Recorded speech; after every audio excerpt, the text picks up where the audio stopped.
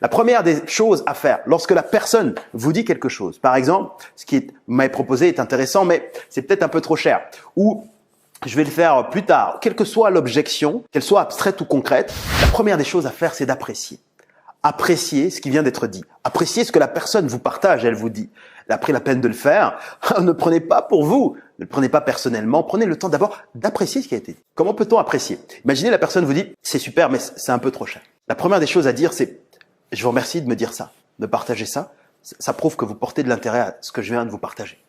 Donc la première des choses, c'est apprécier. Ensuite, la deuxième étape, c'est de creuser. Parce que la personne vous dit ça, mais ça ne veut rien dire. C'est trop cher. Qu'est-ce qui est trop cher? C'est trop cher maintenant, c'est trop cher plus tard, c'est trop cher par rapport à quoi? Il y a des objections abstraites et concrètes. Et l'idée ici, c'est simplement, avant de pouvoir répondre à quoi que ce soit, de tomber dans les erreurs ici, dans lesquelles tombent la plupart des débutants, c'est de savoir exactement ce qu'on veut dire par là. Et pour creuser, vous pouvez dire par exemple, ok, je vous remercie infiniment de me dire ça j'apprécie. Mais quand vous dites que c'est trop cher, par exemple, qu'est-ce que vous voulez dire par là? Qu'entendez-vous par là? Vous avez besoin de matière, vous avez besoin de précision. Et là, la personne va commencer à vous donner des éléments plus spécifiques. Elle va vous dire si, ça. Ou alors elle dit je ne suis pas encore prête. Ok, j'apprécie, je vous remercie de me dire ça. Quand vous dites que vous n'êtes pas prête, qu'est-ce que vous voulez dire par là? Qu'est-ce que vous entendez par là? Donc cette deuxième étape, d'abord on apprécie, ensuite on creuse. Ça vous permet d'obtenir toute la matière essentielle pour pouvoir ensuite discuter, échanger et passer au troisième point. Troisième étape, c'est de reformuler et de confirmer. Une fois qu'on a creusé, maintenant on a obtenu la véritable objection, on a besoin de vérifier que c'est la véritable objection. C'est ça en fait que la personne veut. Et donc reformuler et confirmer, c'est… Donc si je comprends bien ce que vous voulez me dire, ce que vous venez de me dire, c'est que vous appréciez ceci, mais la seule chose qui vous empêche, par exemple aujourd'hui, d'aller de l'avant, de vous dire oui à vous-même, d'y aller, de démarrer par exemple, c'est cet élément-là précis. Est-ce que c'est bien ça? Donc on reformule et on confirme. Et la personne là va vous dire, ben oui, effectivement, il y a cet élément-là qui me bloque, j'apprécie tout, mais il y a ça, c'est trop cher, ou c'est pas le bon moment, ou ça tombe pas au bon moment, par exemple. On a un élément précis, vous reformulez, vous reconfirmez. Et lorsque là, la confirmation est faite, la quatrième étape, c'est d'isoler. Vous avez besoin d'isoler. Pourquoi? Parce que la personne vous a donné l'objection. C'est OK, mais il y en a peut-être d'autres qui viennent derrière. Et l'objectif, quand on isole, c'est de savoir, OK, est-ce que si on retirait tout ça, on retirait cet élément-là que vous venez de me dire, est-ce que là, on serait dans le meilleur des mondes? Est-ce que ce serait le paradis sur Terre? Est-ce que les voyants seraient au vert?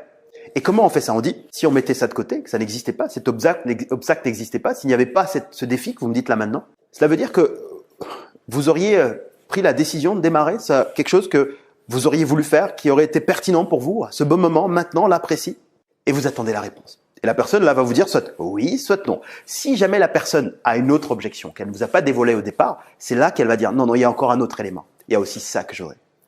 Et après, on fait le même travail. On reconfirme, on reformule et on a les deux points. On a besoin d'isoler. Si la personne vous dit il n'y a que ça qui manque, donc on sait qu'on a isolé cette objection. Il n'y a que ça qui manque et tout le reste est OK. Pour la cinquième étape, vous allez à nouveau reformuler positivement et faire un préaccord.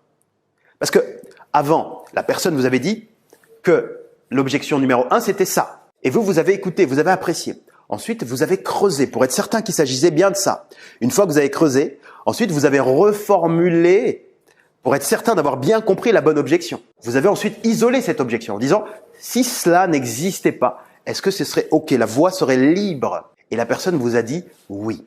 Et maintenant, vous avez besoin de reformuler encore une fois et de faire un préaccord pour être certain que c'est ça. Pour cette cinquième étape, pour reformuler positivement et avoir un préaccord, c'est de dire « donc si vous arriviez à trouver une solution pour ce point bloquant que vous m'avez dit, qui était le seul point qui vous bloquait aujourd'hui, est-ce que vous seriez OK et ouvert de réenvisager les choses et de voir dans quelle mesure il serait pertinent pour vous de le faire aujourd'hui? » Donc là, la personne vous avait dit objection, vous avez isolé l'objection et maintenant vous refaites une reformulation positive en lui disant « et si maintenant il y avait une solution qui se présentait, qui existait pour ce point qui est bloquant pour vous, est-ce que vous seriez OK de réenvisager votre décision et d'envisager d'aller de l'avant, de vous dire oui à vous-même, là, maintenant, par exemple?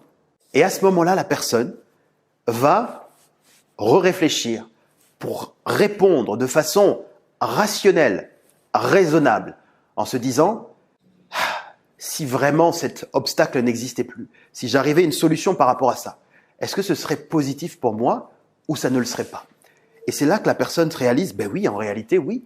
Si vous aviez une solution pour moi ou si je trouvais une solution à cette situation, ben oui, ce serait le meilleur des mondes. Pourquoi c'est important cette réalisation de la part de la personne qui est face à vous? Parce qu'au départ, quand elle vous donne cette objection, elle se protège également. C'est un peu comme lorsqu'on dit « je vais réfléchir ».